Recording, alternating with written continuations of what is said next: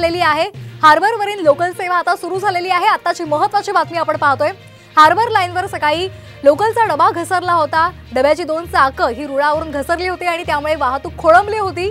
मात्र आता harbour लाईनवरची local सेवा पुन्हा एकदा सुरू झालेली आहे। सीएसएमटी हून पनवेलला जाणाऱ्या लोकलचा डबा रुळावरून घसरला होता, मात्र आता ही वाहतूक सुरू झाली आहे। या संदर्भात अधिक माहिती घेऊयात आमचे प्रतिनिधी विनय म्हात्रे यांच्याकडून। विनय, काय अधिकचे अपडेट्स आहेत? लोकल सेवा सुरू झाली आहे।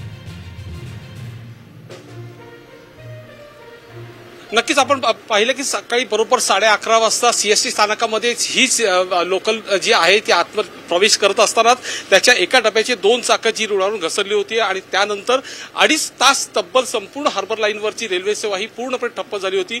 मग सीएसएमटी पासून वडाळ्यापर्यंतची ही रेल्वे सेवा पूर्णपणे ठप्प होती। सीएसएमटी ते पुढे पनवेलपर्यंतची वाहतूक मात्र सुरळीत होती।